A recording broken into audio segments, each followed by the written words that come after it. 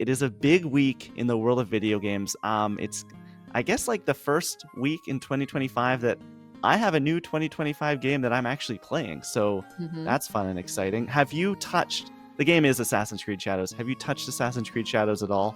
We talked yesterday, and you said that you were hoping to.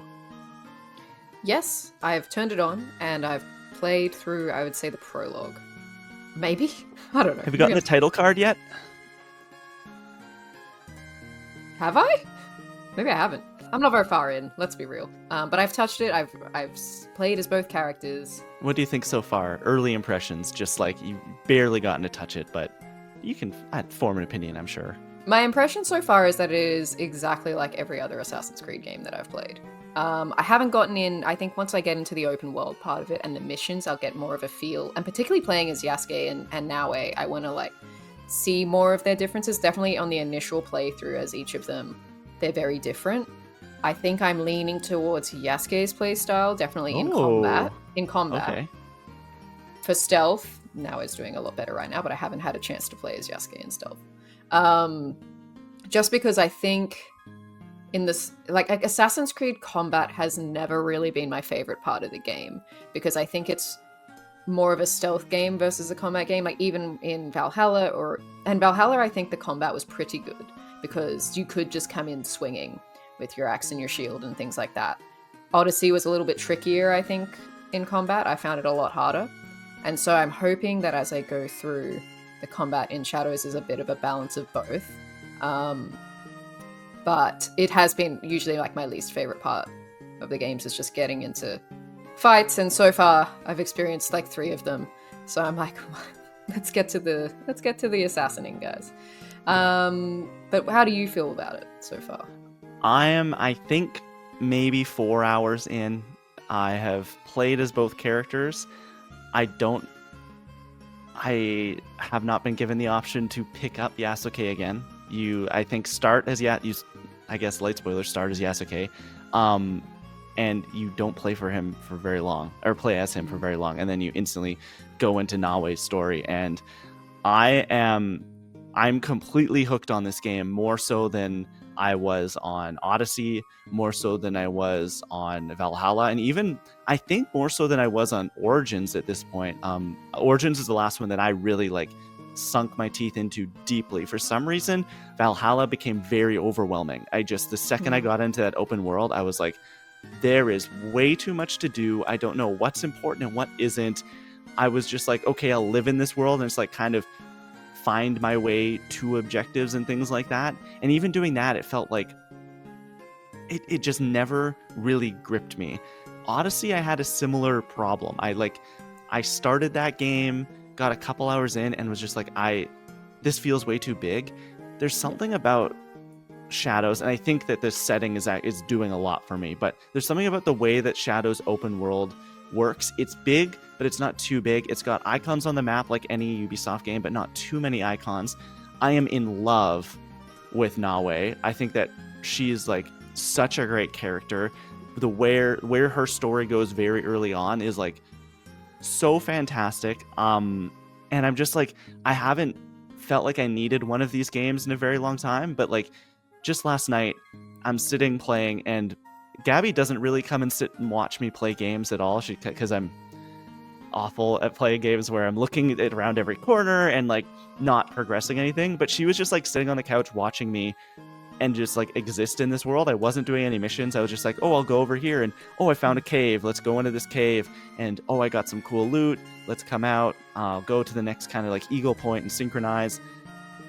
And I can see myself just like existing in this world for a very long time in a way that I couldn't for some of the other games. I do like the combat a lot. I think I actually like Naue's combat more. She is a lot. I haven't played a lot of Yasuke. He is kind of like a freight train in combat. He moves very slowly, but he just wrecks shop everywhere you go. Whereas Naue is like very nimble and quick, and you can come in and out of stealth. It's funny you mentioned the projection, your projection issue, because like I'm playing on TV and I'm having a hard time playing it in daylight, because it's a beautiful world. It's absolutely incredibly rendered. I think that it might be like the forests are so incredibly dense. I've never seen a game with like trees this close together. But it is called Assassin's Creed Shadows, and one of the big things in this game is being able to like hide in shadows. And because I have a nice TV with HDR, where it's like the lights are super light and the darks are super dark, it can be really hard to see things in the dark. So like I find myself, like I was in this cave last night, I was like igniting every light source I could find just so I could see where I had to go. Yeah. But it's like it's beautiful. I mean, I didn't dive into Valhalla as deeply as I think some other people did. I didn't play Mirage at all, but like just coming back to this formula, I think that like Star Wars Outlaws kind of was trying to do something like this last year, but when the Ubisoft formula works, it really works on me, and I'm like head over heels with this thing so far. Well, just to your point about getting into Odyssey and Valhalla, so just looking at how long to beat, Odyssey's main story was, just the main story, was 45 and a half hours to complete the main campaign. Valhalla's was 61. I didn't finish either of those games because I did get to the point where I was like, I'm exhausted of being here. Despite enjoying myself in the game, I was just like, particularly also, and I'll ask you this, but before I go into that, hang on. And then Shadows, which has only been out for a few days, so the timing isn't like 100%, but people are reporting 30 hours. That is achievable. That is reasonable. That is the size it should be, in my opinion. Some people that I know do love spending heaps of time in these worlds and checking off literally everything and going like 100 plus hours. That's so fine. But I think for people who just want a good story and like a campaign, just to do the campaign, like 30 hours should be your maximum, I think. And then, yeah, fill out the world with things to do for the completionists. But for main story progression, I think you should be keeping it to that length. Personally, I think that's the happy medium. And my main problem with with Odyssey and Valhalla was the level gating, where that you actually couldn't move forward in the story until you'd reach certain levels, which forced you to go and do other things. Is that back here to your That is present here, yes. Yeah. However, something you can do in this game that I've seen some people turn on is you can turn on instant assassinations. So it's a you can one-hit kill any enemy in the game. But that also means that if they're a much higher level than you, like they can also one-hit kill you. But if you want to turn that on to like go into these like harder areas, you totally can. I haven't turned it on yet. I'm thinking about it though, because like today I was like slinking through a castle. I take everyone out. I'm being super sneaky, and I get to the guy who's at like the head of the castle, and I get up behind him. I have it all planned out. I go to assassinate him, and he grabs me and like turns me in front of him because he was just like too high of a level for me to instant kill him. Yeah, and then I get in a sword fight. Me. But it's a hidden blade. If you put it through their neck, they're dead. Exactly. I do like the combat when I am getting into the sword fights though. For some reason, the parry in this game, I think it helps that they do like a little like glimmer to show you when you need to parry. I can hit it almost every time. So I'm playing not on the hardest difficulty, but I am playing on normal. I'm playing in English, but I did switch it over for a little bit to the immersive mode, which is where that's cool. It's very cool. It's like a mix of Portuguese and like it's just whatever the native speaker would speak. That's what they're speaking, Portuguese and Japanese. And I was really liking that. I think the performances are great. The facial capture in this game is like some of the best I've ever seen. Like some of the Nawe's faces, I'm like, I'm just watching an actress perform. Like this is absolutely incredible. So I just got to one of the parts of the game. One of the big main mechanics is a hideout that you kind of build out. And it's like very Animal Crossing. You're like placing buildings, but each thing you build kind of grants you like new abilities or like upgrades and things like that. That was kind of present in Valhalla as well, I think. What you had your camp. I don't remember that at all. You had to build buildings and things, but it's probably more in depth now. I've heard you can have pets, which is cool. Yeah, I think I'm unlocking pets because you can pet every dog in the game, like everyone you come across. And when you do, I'm getting little icons with rarity associated to it. Like there's like legendary, epic, uncommon, and it has just a picture of the pet and the breed's name. And so I think I'm like unlocking breeds of pets I can bring to my hideout, which I love. I unlocked a legendary puppy today, and I was like, this is it. This is fantastic. That will definitely, I think that will hook me, because a lot of the reason that I was playing Hogwarts Legacy was so that I could have pets, and I would just feed them all the time. So I think I'll probably get really sucked into that once I'm into it. I think probably one of the main challenges I'm going to have with this game is that I have really recently come off playing Ghost of Tsushima, which I'm not finished, and I was actually tossing up whether to go back and finish that before I played this. But for recency, I wanted to get into this first. And I think Ghost of Tsushima is just so good. Like, as we just talked about, it is like the upper echelon, and I think like this was never going to be that. And so the struggle is that when the combat and the world and everything in that is just so much better, moving to this kind of just feel like a bit of like, oh, it's just like, you know, the bargain copy of the game. But I'm interested, I think, in particular, to play between the two characters and see how that works, because that is the main differentiator for me in this game. I think you're going to be waiting a while. From what I've heard, it's like 15 hours before you get to Yasuke. Yeah. Okay. So it's going to be a little bit. I'm just it's like, gonna be such I a shock actually, when you change all the mechanics to a new character. when I jumped from Yasuke to Nawe, I was like, oh, I'm not going to like, I felt so overpowered as Yasuke. I'm like, I'm not going to like this other character. I actually am kind of, we'll see where I go with Yasuke and his story. I actually kind of feel, I am kind of like, man, I wish this was just a Nawe game. Like, just like knowing that there's another protagonist, I'm like so invested with this character right now that I'm kind of like, how am I going to feel when they reintroduce this other one? They do a very cool thing here with, it's almost like they do this in Tears of the Kingdom a little bit with these like flashback points you can get to, and it will give you pieces of the story from like a time before you're playing the game. And there are those in this game for, I guess, each main character. And you kind of go to like a meditation point and you meditate, and then it sends you back to a flashback.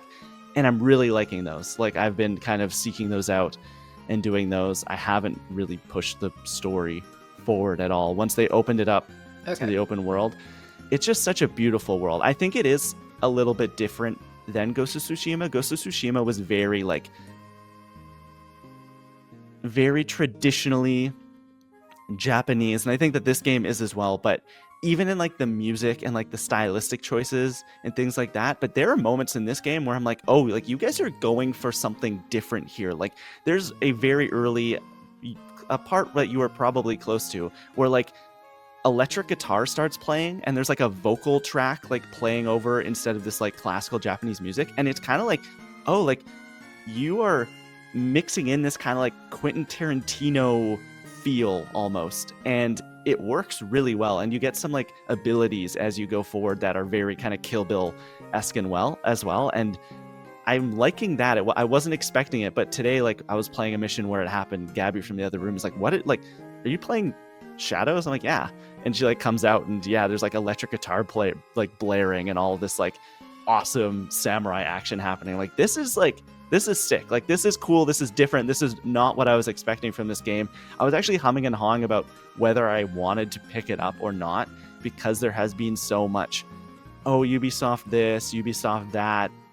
Star Wars Outlaws didn't really like connect with me super deeply, but right off the bat, right when I got into the open world, I'm like, oh, I am in. Like, I will maybe not see this game through, but like I'm good for at least 25 hours of this game of just like exploring the world and finding new loot. You're getting enough loot that it's like not too much. Like, I think it was Odyssey, everyone dropped like new gear. This, you're getting like meaningful upgrades slowly over time. It doesn't feel like it's too slow. I mean, I'm only 4 hours in. It could completely change, but like early on, I feel like, okay, I've gotten like a new hood and a new sword and a new kind of like armor set, but nothing really more than that. It's just kind of like slowly doling out some like good upgrades and making them feel more meaningful, as opposed to like I have 46 legendary swords and shields and I don't know what to do with any of them. Yeah. I think at the end of the day, if you liked Valhalla and Odyssey, you're gonna like this. It is the same bread and butter. There's a few meaningful upgrades, like it's a finessing of the format, which is great in certain ways, but at its core, it's the same as these others. So yeah, it would make sense that we who have liked those previous games are gonna like this one as well. I was just gonna quickly bring up, I don't know how often it appears in up to where you are, but the Abstergo storyline, which we spent a lot of time on last week in the movie, very minimal so far, which I am liking. There's this kind of like from the get-go, this kind of strange mystery that you might be solving. It seems like, because you don't even know who you are, I guess, suppose perhaps you are the player this time. But it's not really, I think, I'm not going to go into any spoilers by saying it's right in the opening of the game that Abstergo's become this kind of like, enjoy these like immerse yourself in these virtual reality. Go to a beach. But then there's kind of some glitches and someone saying like, this isn't what you think it is. So you're kind of guided by this voice and you don't really know who they are. And I'm kind of into that, because previously when it's like chopping and changing between like, here are your external characters and you're pulled out of the game to talk to them and then you go back into the Animus, I've never really been a huge fan of that. And so this is kind of, it's hooking me more and I'm like more willing to entertain the Abstergo storyline. Speaking of Abstergo, how did you feel when you booted up this game for the first time and you're in like an Assassin's Creed launcher? Like, yes, they've talked about this.